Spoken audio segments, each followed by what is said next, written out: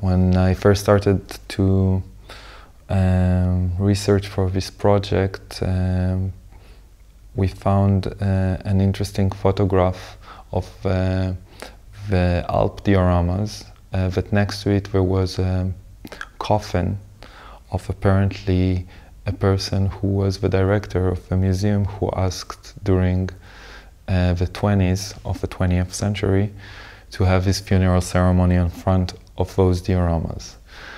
That person was Willy Kukenthal, and he was also a fascinating zoologist and also a world traveler.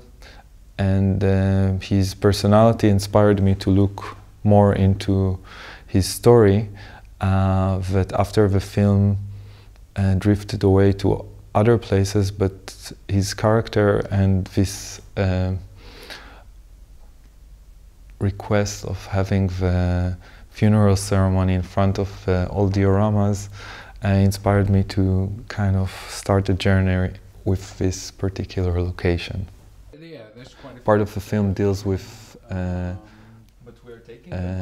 expedition to Cuba that was like in the 60s during the times of the GDR, and where a group of scientists went to Cuba to bring from there a coral reef, so basically to take it off undersea and to bring it to the museum. That's like next to this funeral ceremony of Willy Kukenthal in front of the diorama were two things that made me very curious.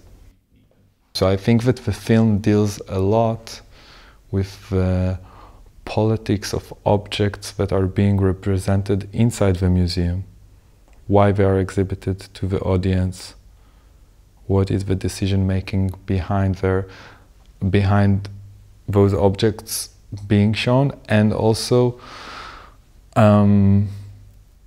things that happens in certain period in time in historical museums, meaning like during the GDR, something like a decision making of what to show to the public, beginning of 20th century, why to show the dioramas. The diorama were built during First World War. How come that happened? Why at that time representation of a mountain in Iceland and I don't know, the Alps next to us, why those things happen in a certain moment in time. I don't know if the film deals with it explicitly, but it suggests some ideas through another space, which is the space place.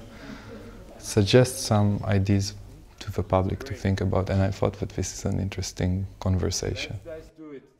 It's not such a narrative, you know, it's not, there is narrative, but it's composed out of many fragments coming together into a plot. It's not like a regular classical kind of this. So I hope that spectators afterwards, when they look about stuff in Natural History Museum, would maybe ask about how they came there in a different way, or just the fact that they will ask it would, thanks to this film, maybe, would be enough for me. But I would like them also to just feel and be aware of certain things, and if they laugh or just enjoy it, it's also great.